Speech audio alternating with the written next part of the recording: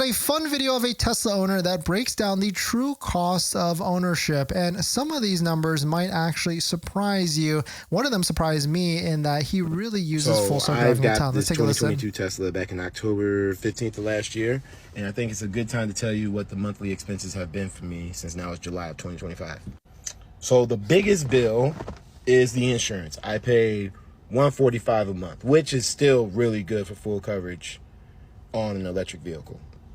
Which I agree. Actually, that is fantastic. I was taking a look at my insurance. I mean, of course, California is more and more expensive. I think we pay like an average of $200 per vehicle. So if you can get $145 a month, maybe through like Tesla insurance, which is usually the low cost, or my recommendation, Costco insurance, which is a good one as well. If you can get it in your state, it's not in California anymore, then it could be a way to minimize your costs.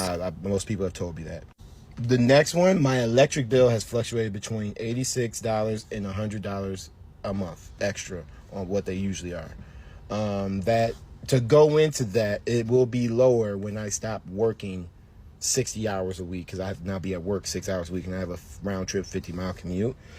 And so you can try to do some of the math there in terms of the miles, but $100 to give you frame of reference. I mean, you guys probably, if you own your house, you can probably imagine that your electricity bill in some months could be $100 to $200 a month. And so that's why having a home charger and charging at the right rates, I don't know where he's actually at, but one can imagine there could be time of use rates depending on when he actually charges. And when I stop Ubering and DoorDashing as much as I do now, so that bill will go down, but let's just call it an even one. So then that makes sense, because if you're Ubering and DoorDashing, you're driving a ton of miles to make money. And so that's going to go and make it go up. After that, that's really it.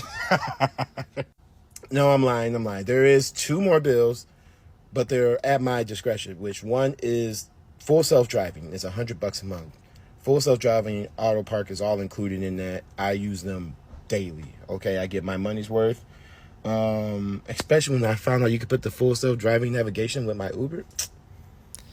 And that's kind of a surprising thing. Like, because if you think about it, so he's working for Uber, maybe as a side hustle, pays for $100 a month full self-driving, and then just monitors the car as the full self-driving does the work for him in picking up and dropping off his passengers.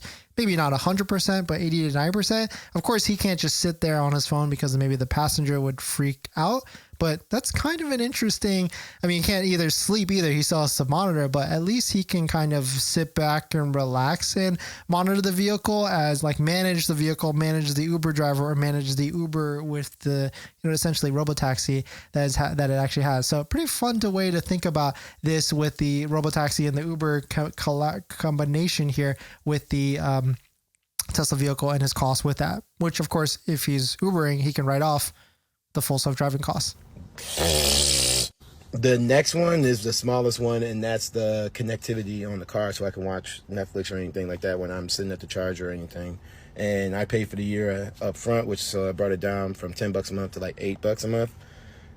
And yeah, so that's $100 a month for premium connectivity, because the regular vehicles or the Model 3, Model Y, actually SX as well, all have to pay for a monthly subscription, $10 a month or $100 a year. But let us know what your thoughts are. Let us know what you're thinking. Very interesting to see what the different costs are. And of course, if you're looking to be buying your Tesla, then that gives you some perspective on how much it will actually be. So congrats on buying your Tesla, or you're about to just buy your Tesla. But now here's the second most exciting part. That's accessories. And there's a ton of accessories out there, probably even way too much. And I try and bucket it into the top 3 accessories that you can get. And that's going to be phone mounts, all-weather floor mounts, and center consoles. A good set of all-weather floor mounts is probably my number 1 recommendation. And I've got a bunch of links and discount codes to all the accessories that I recommend down below in the description and on our best deal spreadsheet on page 2. Check out this one from Jawa that we use on all of our Teslas, linked down below. Or their center console, which I also use on all of our Teslas as well. A must-have, because Tesla doesn't come with a center console. But my number 1 accessory I recommend is going to be all-weather floor mats. And I bucket it from 3 different options: good, better, and best. The good ones are going to be the ones that you find on Amazon. Better is going to be the ones from like Tasmanian. But my favorite, all-time favorite that we have on our Model X and Model 3 Performance currently is going to be a set of all-weather floor mats by 3W Liners. If you use our promo code down below in the description, you'll find that the price of these floor mats are pretty in line with some of the other ones at a much higher quality material. So thank you to everybody that's used our links to support the channel, and let's get on to the next topic.